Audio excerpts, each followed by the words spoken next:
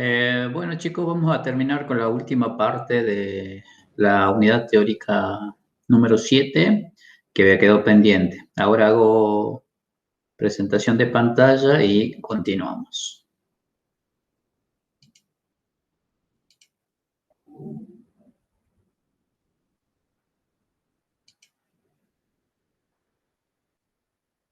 Bien.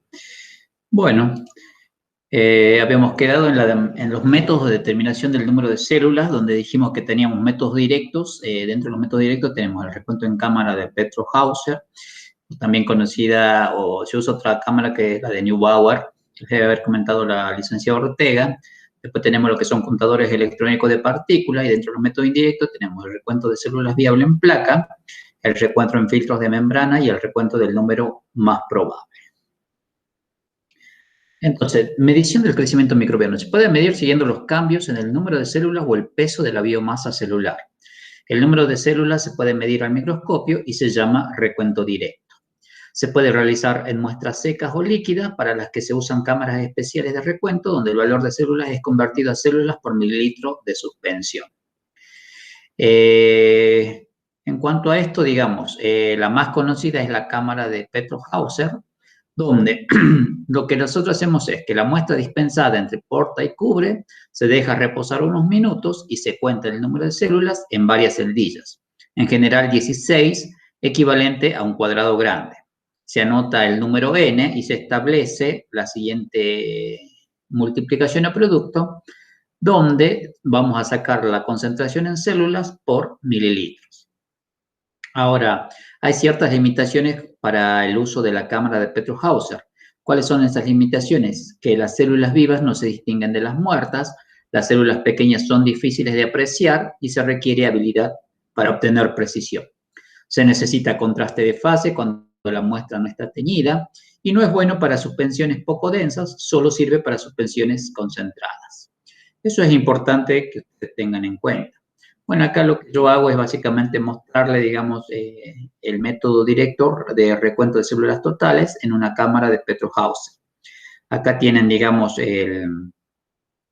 se coloca, digamos, la muestra entre la cámara y el cubre sin que rebose. El espacio que queda es de 0,02 milímetros. La rejilla tiene 25 celdillas mayores y un total de 400. Un área total de 1 milímetro cuadrado y el volumen que puede contener, digamos, de 0,02 milímetros cúbicos. Y acá tienen un ejemplo. Eso yo se lo dejo a ustedes para que lo vean, cómo se utiliza una cámara de Petrov-Hauser para determinar el número de células por mililitro.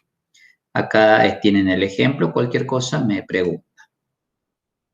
Esta es otra forma de contar o de establecer, digamos, el número de células por mililitro. O básicamente referido a la cámara de Petrov-Hauser. Para el caso de la determinación de células viables, que creo yo que hicieron en el laboratorio, bueno, básicamente es el recuento en placa, donde se determina el número de células capaz de generar colonias sobre la superficie de un medio sólido. Hay dos formas de hacerlo, que es una que se denomina siembra en superficie, donde se siembra 0,1 mililitro de muestra y se extiende por la superficie con una barra de vidrio o metal, o bien por siembra en profundidad, donde se siembra 0,1 a 1 mililitro en la placa de Petri y se agrega el medio sólido fundido, aproximadamente 40 grados centígrados, y se incuba. Hay que tener en cuenta que el organismo, a ser contado, resiste a temperaturas de 40 a 45 grados centígrados. El número de colonias que pueden ser contadas oscila entre 30 a 300 colonias. Acá, digamos, tenemos las dos técnicas, la que se denomina en superficie y la que se denomina en profundidad, que yo creo que ya lo han visto en clase de práctica, y si no, cualquier cosa también me pregunta. Después tenemos lo que se hace, digamos, para determinar la UFS, lo que se llaman las diluciones seriadas. Dice, cuando el cultivo es denso, se usa el método de diluciones. Se usan diluciones seriadas en base 10. En este caso, digamos, 1 mililitro de muestra en 9 mililitros del diluyente, o bien 0,5 mililitros de muestra en 4,5 mililitros del diluyente. El número de colonias depende del inóculo, medio de cultivo y las condiciones de incubación. Medio de cultivo, temperatura y tiempo de incubación. Esos son los factores que pueden influir en el crecimiento de un determinado microorganismo. La expresión del resultado será como unidades formadoras de colonia por mililitro, UFC por mililitro, ya que las UFC pueden contener más de una célula.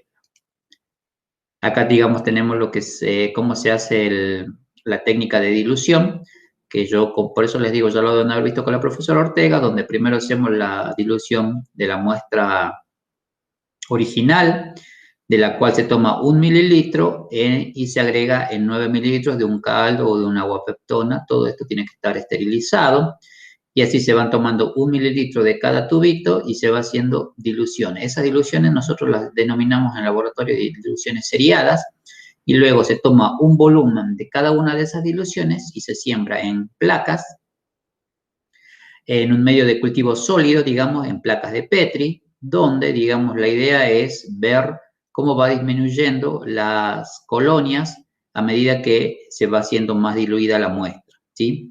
Hasta el punto de que en la dilución menos concentrada no haya colonias. Y lo que se hace después es contar en las que se pueda, en todas esas placas se seleccionan aquellas que se pueden contar las UFC, o las colonias, mejor dicho, y con esos datos yo voy a determinar las UFC por mililitro de muestra. Esto lo tienen que haber hecho en laboratorio. Cualquier cosa me piden que se los vuelva a explicar si no lo hicieron o no lo entendieron. Bien. Después tenemos la técnica del número más probable. Este es un método estadístico basado en una serie de diluciones y cálculos estadísticos del número de bacterias presentes en las diluciones más altas. ¿Cuáles son las ventajas? Que es una técnica fácil, y da una idea de la población bacteriana. Se usa para determinar el número de células de un cultivo mixto que puede crecer en un medio líquido. ¿Cuál es la desventaja? Que es un método popular poco exacto. Acá lo que se hace es, digamos, la muestra, se hacen las diluciones seriadas que ya vimos para la técnica para determinar las UFC, y acá de 3 diluciones, digamos, en este caso de la 1 en 1000, de la 1 en 10.000 y de la 1 en 100.000, se va a tomar un volumen de 1 mililitro y se agrega en una serie de 5 tubos, 1 mililitro a cada tubo, de esta dilución, de esta dilución y de esta dilución. Estos 5 tubos, esta serie de 5 tubos, estas 3 series de 5 tubos se llevan a incubar a una determinada temperatura y después los resultados se miden por el grado de turbidez o también puede ser por la presencia de algún gas en una campanita de Durkheim. Y de acuerdo a esos resultados se establece, digamos, el número de células por mililitro de muestra, o también se puede ir a una tablita para establecer el número de NMP, que no sé si lo hicieron con la profe Ortega, pero esto se hace en laboratorio y nosotros generalmente no lo hacemos con una serie de 5, sino con una serie de 3 tubos. 3 series de 3 tubos. Para el caso de la masa celular y turbidez. Medida de la masa bacteriana. Se puede determinar el peso seco, donde la masa seca la masa seca se obtiene en una estufa a 105 grados toda la noche, es aproximadamente entre el 10 y el 20% de la masa húmeda. ¿Cuáles son los inconvenientes? El método es tedioso, que requiere tiempo y errores en pesadas. 1 miligramo de peso seco equivale a una masa bacteriana de 5 por 10 a las 9 bacterias, o bien el peso húmedo, donde se centrifuga y se elimina el sobrenadante y se determina el peso del sedimento. ¿Cuáles son los inconvenientes? Grandes errores debido al líquido intracelular retenido. Tipo y forma de las agrupaciones de las cepas pueden influir en un error, digamos, en cuanto a usar esta técnica. Dentro de los métodos indirectos tenemos el turbidimétrico, que es una técnica, que es un método óptico. La base común consiste en la medición de la cantidad de luz dispersada o transmitida a través de un cultivo bacteriano. La dispersión de la luz dentro de ciertos límites es proporcional a la masa del cultivo. Y también se usa la escala de McFarland, que es una serie de patrones de turbidez.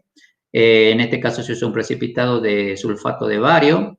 Previamente calibrado se establece la equivalencia entre la turbidez de cada tubo y la masa o concentración de bacterias en células por mililitro, que genera una turbidez similar. es un método más útil.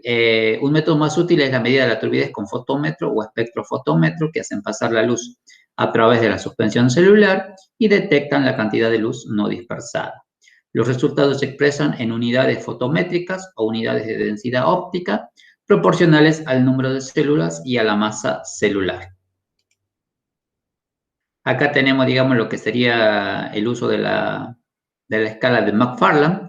Es una escala numerada del 1 al 10, la cual representa la concentración específica de bacterias por mililitro. Entonces preparamos una serie de 10 tubos, los cuales van a tener cloruro de bario al 1% y ácido sulfúrico al 1%, y de acuerdo al valor, digamos, o a la comparación, al método colorimétrico que podamos hacer en comparación con estos tubitos, vamos a poder determinar las UFC de forma aproximada.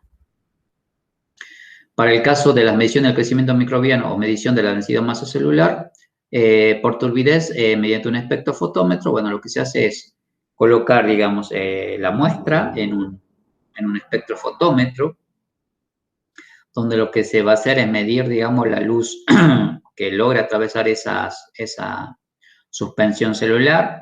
Estos datos se van a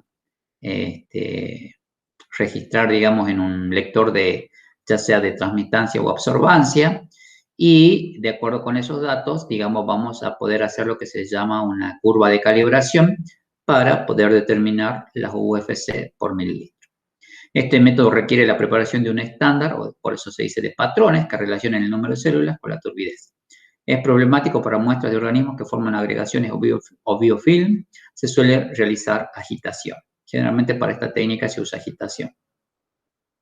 Esto se lo usaba en el trabajo práctico número 8, creo, o 6, cuando hacíamos la curva de crecimiento de una bacteria. Acá, a mayor turbidez, hay mayor población celular. Bueno, acá tenemos el ejemplo. Este sería el medio de cultivo sin colonias bacterianas, y este sería el medio de cultivo con el crecimiento de colonias. Por eso es la diferencia entre esto sería translúcido y esto sería opaco. Entonces, se colocan estos dos en el espectrofotómetro.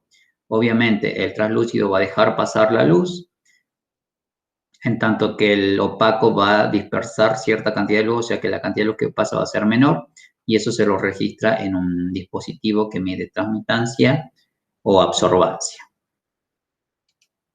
Eso lo deben haber visto en química analítica instrumental. Entonces, ¿qué tenemos que hacer nosotros? Hay que realizar una curva estándar de calibración que relacione medidas directas, recuento en placa o microscopía, con las indirectas de turbidez. En el método de turbidimetría es necesario determinar el contenido de UFC por mililitro de la muestra original, de lo cual se hicieron las diluciones para la calibración con el método de recuento en placa. Con esta información y las absorbancias de las diluciones, se hace una curva de calibración teniendo en cuenta, teniendo esta curva se podrán determinar las UFC de las otras muestras luego de leer las absorbancias de las mismas. Entonces, tenemos que hacer lo que sería una curva de calibración, y para eso se van a usar las diluciones, digamos, seriadas de la muestra original, de las cuales yo voy a medir, digamos, la absorbancia de cada una de estas diluciones. Con cada una de estas diluciones yo voy a hacer lo que es mi curva de calibración. Fíjense, acá tenemos las UFC por mililitro en millones. Entonces, todos estos datos que yo mido acá, los coloco acá, en el eje de las Y, digamos, y de acuerdo a eso y en el eje de las X voy a tener los valores de absorbancia. Entonces, de mi muestra problema yo la coloco en el espectrofotómetro, tomo un valor, digamos, de absorbancia. Con ese valor entro acá a la curva de calibración, no sé, un valor cualquiera, y de ahí trazo una recta paralela al eje de las y luego de donde la corta a la curva de calibración, trazo una recta paralela al eje X, y de ahí voy a obtener las unidades formadoras de colonia por mililitro en el eje de las Y. También tenemos, digamos, lo que son los contadores electrónicos de partículas, también se denominan contador de Coulter. Se pasa una suspensión bacteriana por un tubo capilar entre los dos polos de una corriente eléctrica. Cada vez que pasa una bacteria se interrumpe la corriente eléctrica y es recogida por un dispositivo electrónico que detecta el número y tamaño de partículas que van pasando. El tamaño en función de la intensidad del pulso de voltaje al paso de la partícula. Estos se denominan contadores electrónicos de partículas. ¿Cuál sería, digamos, el principio de Coulter?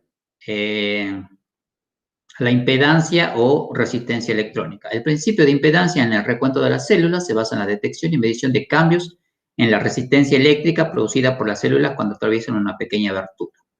Las células suspendidas en un diluyente conductor de la electricidad se hacen pasar a través de una apertura u orificio. El paso de cada célula individual aumenta transitoriamente la impedancia o resistencia eléctrica entre dos electrodos que están situados a cada lado de la apertura, causando un cambio en el voltaje entre los dos electrodos, proporcional al cambio de la resistencia y así al volumen de la célula que pasa a través de esa abertura o apertura.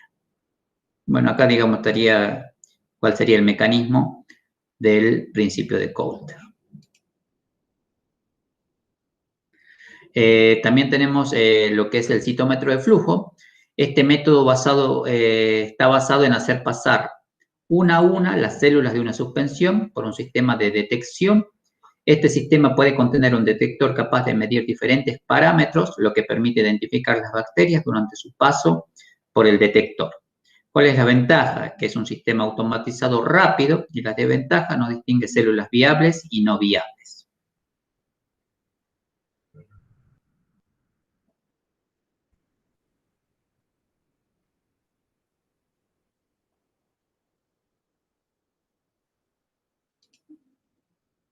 Bueno, acá, digamos, tendríamos este equipo que es sofisticado, digamos. Las células o partículas se marcan con un colorante fluorescente y son valoradas individualmente por un detector láser que las identifica por su tamaño y su coloración. Esto permite identificar dentro de una población compleja grupos celulares o de partículas según el patrón de marcaje. Asimismo, esta técnica facilita la clasificación de subpoblaciones de células o partículas según su fluorescencia. Y por último tenemos el quimiostato, que es un reactor que mantiene el crecimiento bacteriano en fase exponencial y se denomina que es un cultivo continuo, en el cual el volumen se mantiene constante y se alcanza un estado de equilibrio entre el número de células y su estado metabólico. ¿Qué quiere decir esto? Que en el caso de nosotros del quimiostato, la única fase que va a estar presente es la fase exponencial. O sea, es un cultivo balanceado mantenido por el tiempo indefinido por un sistema de flujo que se compone por una cámara de cultivo de volumen constante a la que llegan nutrientes y de la que se eliminan productos tóxicos de desecho. Digamos, a diferencia de lo que nosotros hacemos, digamos, en una placa de Petri, acá nosotros podemos, por un lado, eliminar los productos tóxicos o de desecho que producen las bacterias y por otro lado podemos ir incorporando nutrientes a esa cámara, digamos, o se dice cuba de fermentación, si lo quieren llamar de esa forma.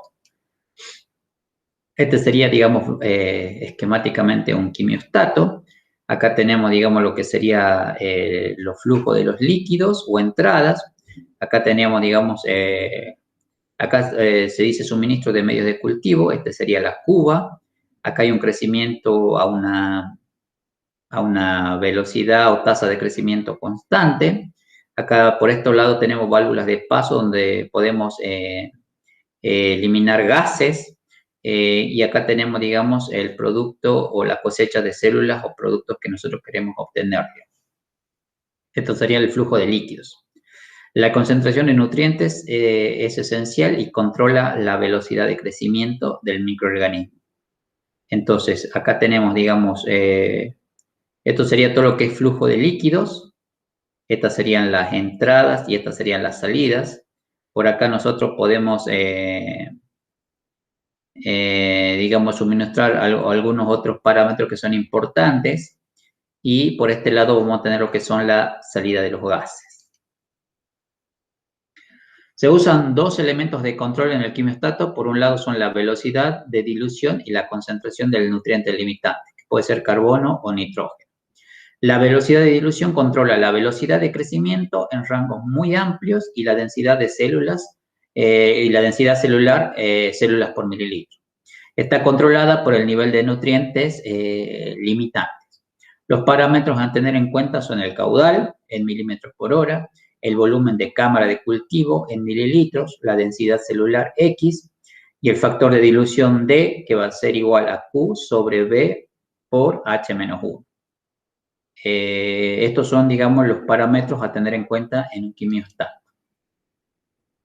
¿Qué aplicaciones tiene un quimiostato? Se utiliza en procesos industriales de fermentación, producción, por ejemplo, de bebidas alcohólicas, de antibióticos y de aminoácidos. Permite estudiar agentes fisiológicos como el catabolismo de sustratos limitantes, la selección de mutantes y estudios ecológicos. Su aplicación más conocida es para la depuración de aguas, ya sea mediante procesos aeróbicos o anaeróbicos. El medio de cultivo fresco es el agua residual que entra en la planta y alimenta a los fangos activados por microorganismos que luego se retiran por decantación. Acá, digamos, tenemos el mismo dibujito de hace 2 diapositivas, donde acá, digamos, el quimiostato funciona como un fermentador, donde tenemos, digamos, el medio fresco, digamos, de la sustancia que nosotros queremos o del microorganismo que queremos hacer crecer. Esta sería la cuba de fermentación. Este es un espacio con aire, que sería gas. Este sería el recipiente que contiene el medio cultivo. Y aquí sería el efluyente con células microbianas. Digamos, por este lado yo voy obteniendo o recuperando células microbianas. ¿Cuáles son las características? Dice que permite mantener el crecimiento microbiano permanente en fase exponencial. Básicamente, ese sería el uso, digamos, de un quimiostato. Bueno, con eso terminaríamos todo lo que hace a la unidad número 7.